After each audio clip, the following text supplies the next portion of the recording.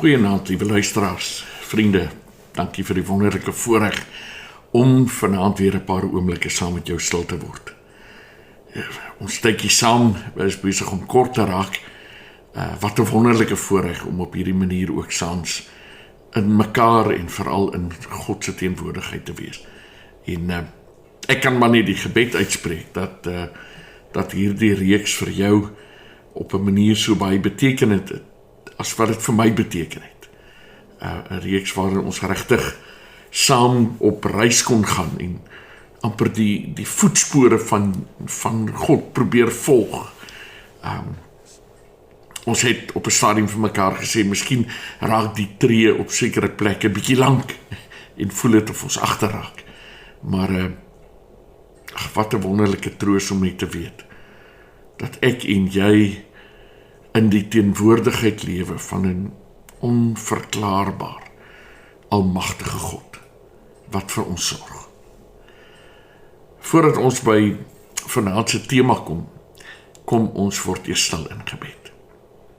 Ons Vader wat in die hemel is, Here, baie dankie vir die wonderlike voorreg om vanaand weer so saam te wees.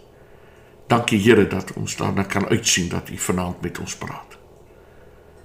Here, ons het dit beleef dat ons in hierdie reeks regtig besig was om te ontdek hoe dat U vir ons sorg, hoe dat U wil in ons lewens uitspeel, hoe dat ons werklik kan veilig voel in die wete dat U vir ons sorg, dat U ons ken en dat U diep bewus is van ons omstandighede.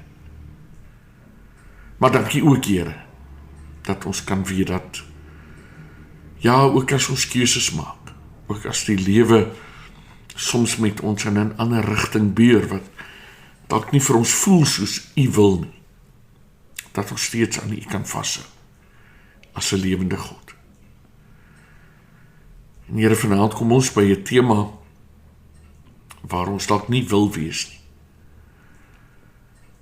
Want ons moet vir onsself die vraag afvra of daar 'n plek is waar ons so ver van U af kan voel dat U nie by ons kan kom nie. Dat, in die woorde van die Psalm, U arm nie lank genoeg is om ons op te tel nie. Dankie, Here, dat ons ook by dit vanaand kan kom. En ek bid dan ook dat U regtig vir ons 'n stuk vrede sal kom gee, as ons ook saam in U woord daaroor lees. Amen.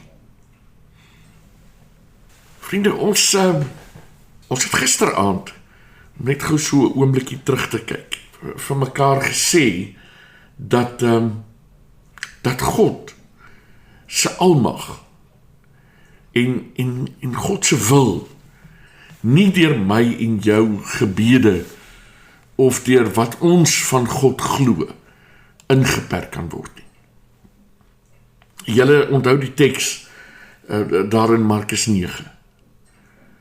'n pa wat na Jesus toe kom en sê, as U kan, help ons. En Jesus wat reageer en sê, as jy glo kan alles. En dan hierdie, ja, ek wil byna die woord paniek gebruik.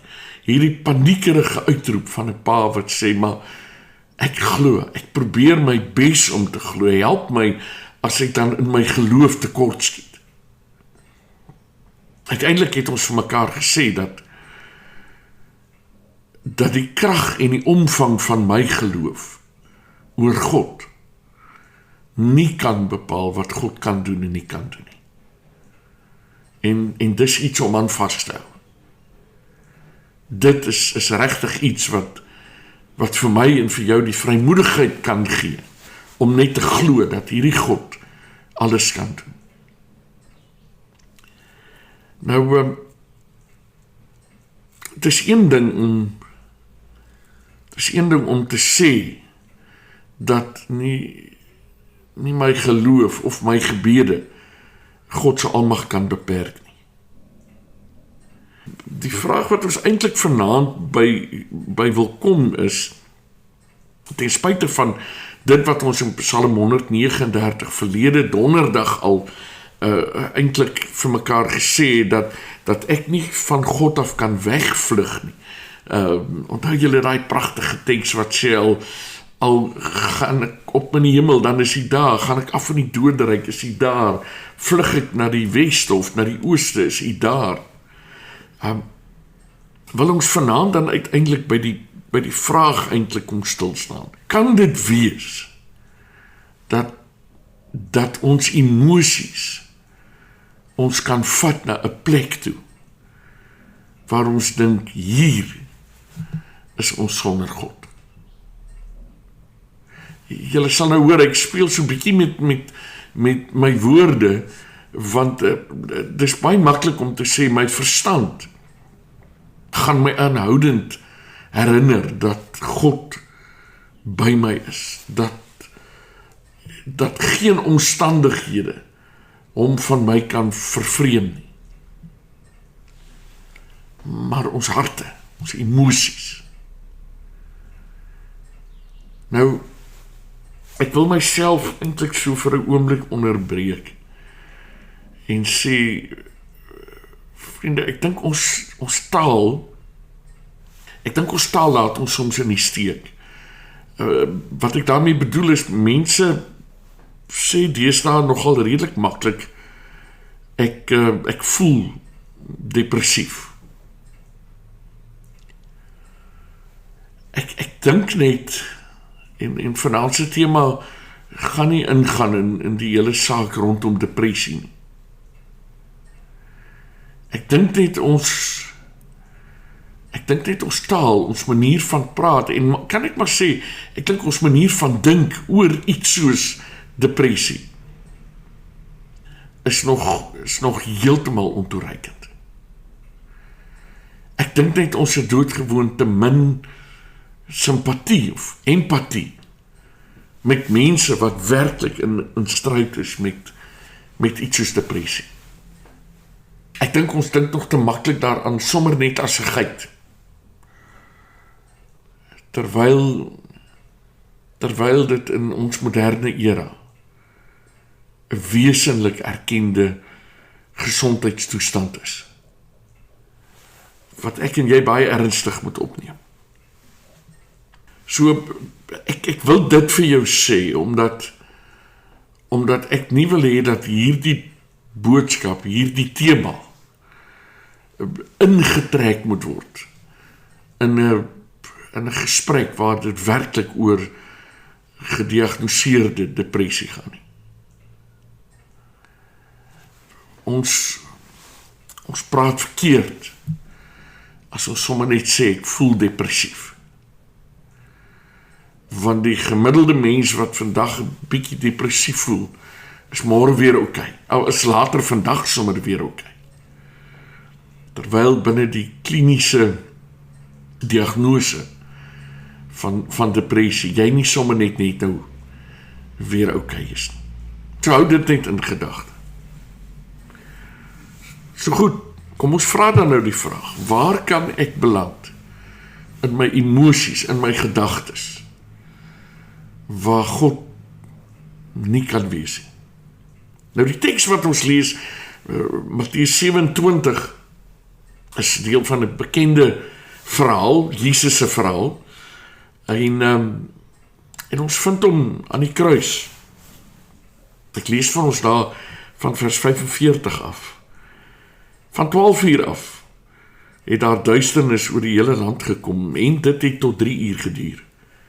Teen 3 uur het Jesus hard uitgeroep, Eli, Eli, lema sabachthani.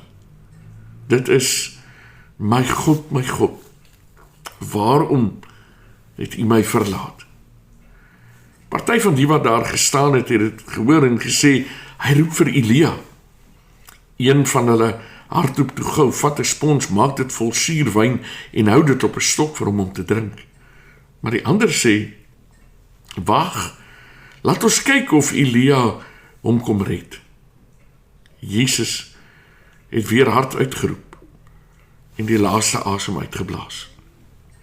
Op daardie oomblik het die voorhangsel van die tempel van bo tot onder middeldeur geskeur. Die aarde het geskit en die rotse het uitmekaar gebars. grafte het oopgegaan en baie gelowiges wat dood was is opgewek en hulle het uit hulle grafte gegaan. Na Jesus se opstanding het hulle in die heilige stad aangekom waar hulle aan baie mense verskyn het. Toe die offisier en die soldate wat saam met hom vir Jesus bewaak het, die aardbewing sien en die dinge wat gebeur het, hulle baie bang geword. Hierdie man was werklik die seun van God, het hulle gesê. Daar was ook baie vroue wat op afstand gestaan en kyk het. Dit is hulle wat vir Jesus van Galilea afgevolg en vir hom gesorg het. Onder hulle was Maria Magdalena, Maria die moeder van Jakobus en Josef en die moeder van die seuns van Zebedeus. Ons lees net tot daar. Vriende, ons vra die vraag, kan ons op 'n plek kom waar dit vir ons voel of God nie daar is nie? Nou, ek het gaan oplees oor hierdie teksgedeelte, want ek onthou dat al die jare nog het dit my so bietjie gepla, die hele gedagte van die vertaling van Jesus se uitroep, Eli, Eli, lema sabachthani. Ek het myself die vraag afgevra, hoe pas Eli, wat as ons dit sou vertaal, dit ons eintlik maar by my God uitkom, hoe pas Eli by Elia? Is dit 'n Afrikaanse byvoeging? Want definitief in die Grieks, in die Aramees, klink dit nie dieselfde nie. So wat presies is hier aan die gang? Nou die interessante ding, die verklaring rondom dit is dat ons weet uit 2 Konings 2, die verhaal waar Elia in die hemel opgeneem word. Julle kan dit weer gaan lees, pragtige verhaal, hoe dat Elisa sien, hoe dat hy letterlik met hierdie koets lewend in die hemel opgeneem word. Hierdie verhaal het tot die gevolg gehad dat daar 'n, kan ek dit maar noem, 'n volksgeloof onder die Jode ontstaan het, dat iemand wat in nood is, na Elia kan roep. En Maleagi 4 gee weer vir ons 'n verklaring dat daar onder die Jode dan hierdie verwagting was, dat Elia uiteindelik sal kom voordat die Messias terugkeer. So in die volksgeloof van die Jode was daar hierdie ding dat Elia is die een na wie ons kan roep, omdat hy lewend in die hemel opgevaar het, en Elia is die een wat uiteindelik sal kom voordat die Messias uiteindelik dan sal kom. En wat volgens hulle dan nou hier gebeur, is dat wil Jesus uitroep, my God, my Vader, waarom het U my verlaat? Is daar onder die Jode hierdie gedagte, dat hy eindelik na Elia roep. Vriende, ek dink nie ons hoef baie diep in die verklaring in te gaan nie. Ek dink ons kan volstaan deur te sê, ek en jy kan by 'n punt kom. 'n punt van magteloosheid. 'n punt van, ek weet nie nou verder nie. 'n punt waar my emosies en my vrees my bring waar ek by kan sê, my verstand help my nie nou meer nie. En op 'n manier dink ek kan ons op 'n plek kom waar die realiteit van ons verstand, die waarneming wat ons met ons sintuie maak, eintlik bevestig wat ons in ons harte glo. Hier is ek alleen. Ek was by meer as een geleentheid al langs iemand se siekbed wat uiteindelik te sterwe kom. Ek dank die Here dat dit nog elke keer gepaard gegaan het met met 'n ongelooflike rustigheid.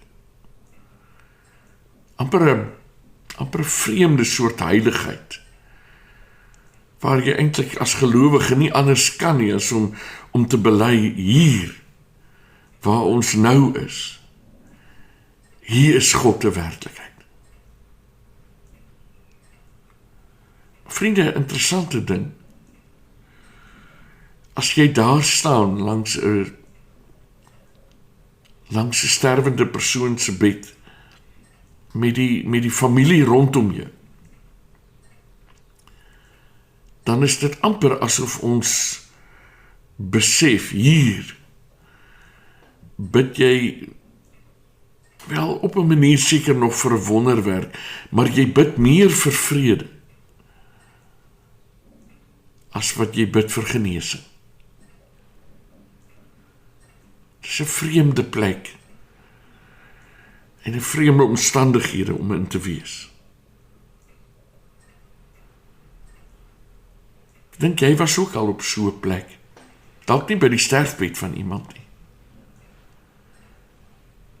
maar by 'n plek waar,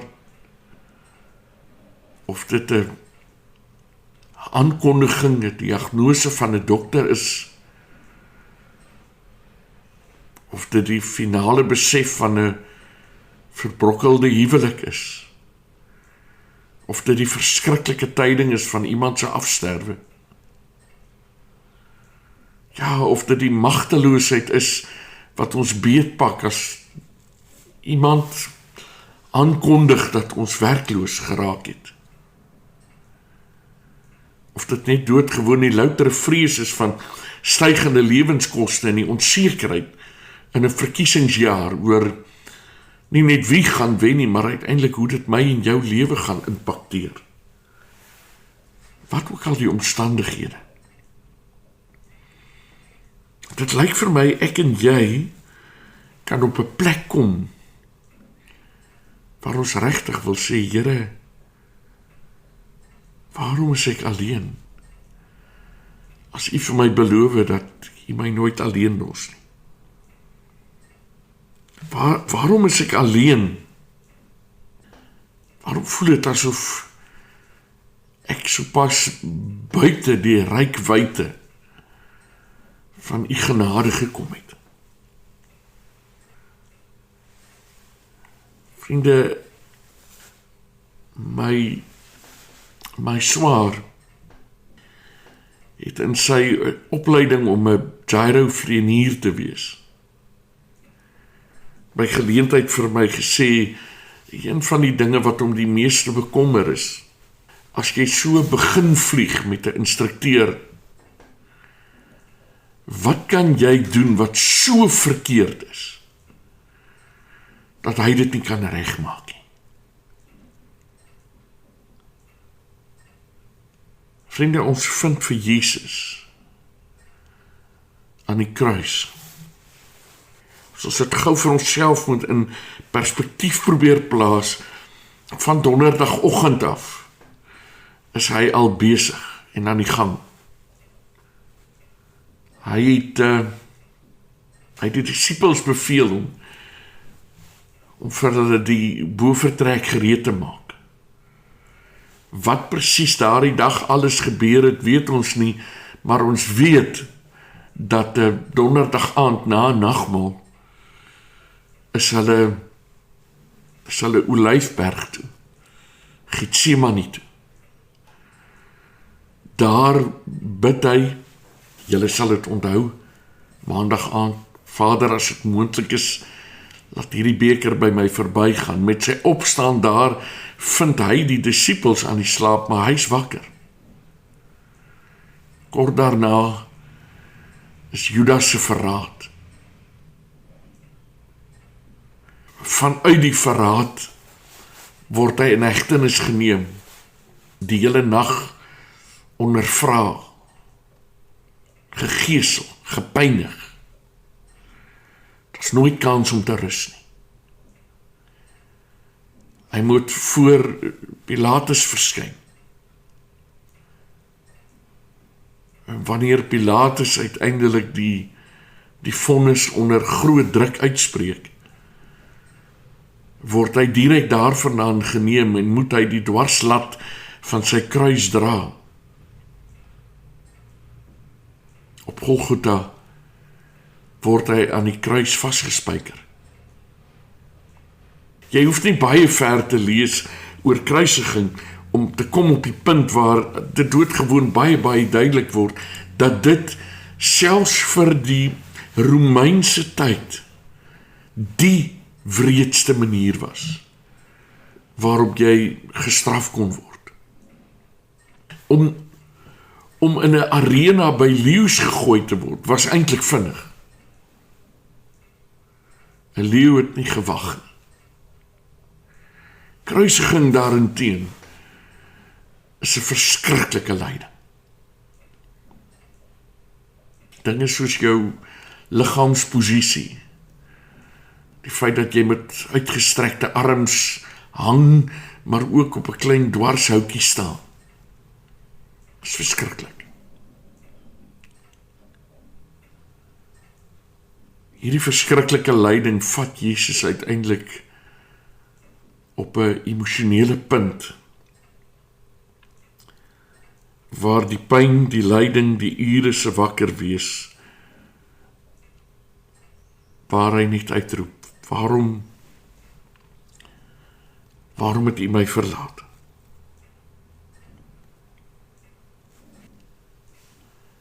Iets anders wat graag in ons taal inkruip is die uitdrukking wat mense soms gebruik as hulle op 'n baie eensame en baie afgeleë plek is, om te verwys na 'n godverlate vlakte.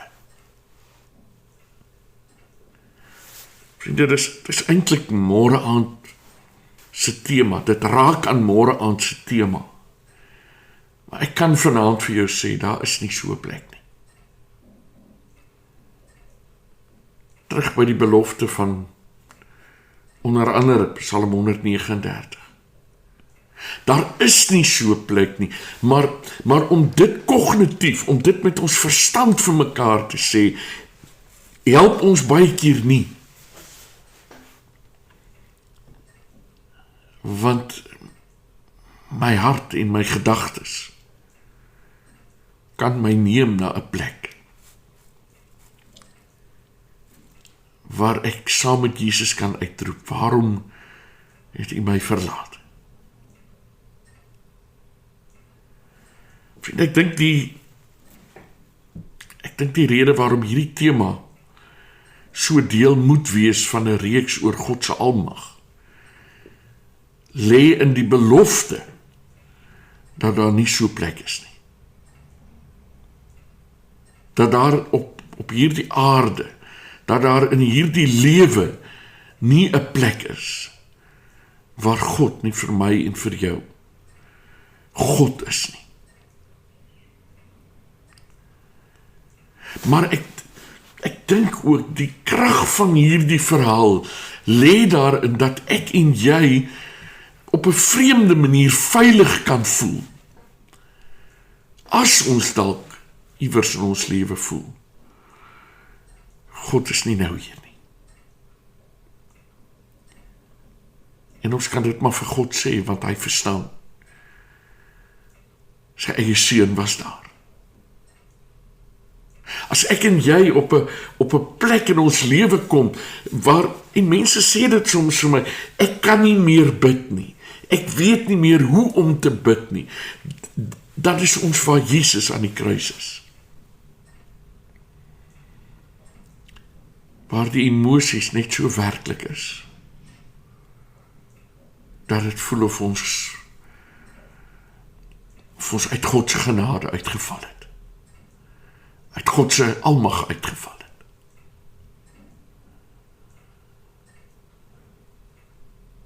Ons mag dit maar vir God sê. Ons mag dit maar met ons laaste asemteug uitskreeu.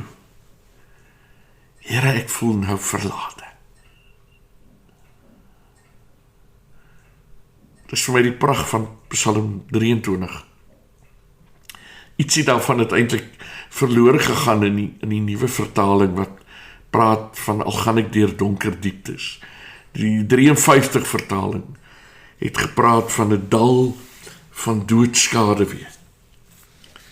Nou ek het al vir julle dikwels gesê hoe in werklikheid God se teenwoordigheid was en hoe in werklikheid die Bybel was.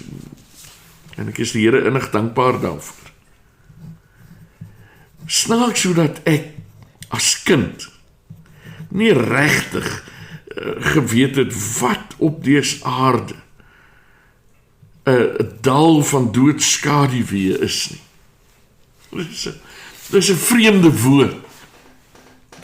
Selfs in die 80er jare waarin ek kind was. Maar wat ek geweet het, is dat dit nie 'n plek is waar ek wil wees nie. Vriende, die lewe vat ons na plekke toe, waar emosie oor ons die oorhand kry en ons regtig verlate voel. Ek hoop nie dis waar jy vanaand is nie, maar ek weet dit kan wees dat dit is waar jy jouself vanaand bevind. Absoluut oorweldig. Weet dat God verstaan. In Christus Jesus weet hy hoe jy voel. Dit is deel van ons menswees. Dit is nie 'n emosie van wantroue in God nie. Glad nie. Dit is net wat dit is. Gedring deur ons omstandighede na 'n plek toe waar ons nie wil wees nie. Ek kan jou vanaand die versekering gee en in die volgende 2 aande gaan ons weer hiernatoe terugkom. Ja, selfs daar waar jou emosie sê God is nie, daar is God. Daar waar ek en jy dink God kan nie verstaan hoe ek nou voel nie, daar verstaan hy. En daar weet hy hoe ek en jy voel. Mag dit vir my en vir jou 'n troos wees om te weet, saam met Jesus kan ons op 'n plek kom waar ons sê, waarom, my God, waarom het U my verlaat? Hemelse Vader, dankie dat ons vir U alles kan sê. Dankie Here dat ons maar eerlik mag wees by U, sonder om bang te wees dat U in ons teleurgesteld sal wees. Here, U wat ons deur en deur ken, U weet waar ons vanaand in ons lewe is. As dit dalk is, Here, dat ons baie eensaam voel, van God verlate voel. Dankie, Here, dat ons ook dit vir U kan sê. Dankie dat U dit verstaan. En dankie dat U ons nie los nie. Amen. Vriende, ek gaan jou uitnooi na môre aand. Môre aand gee ons letterlik 'n halwe treetjie verder. As ons in daardie teks in Lukas 23 Jesus se woorde lees, in U hande gee ek my gees oor. Dit is ons tema vir môre aand. Tot dan.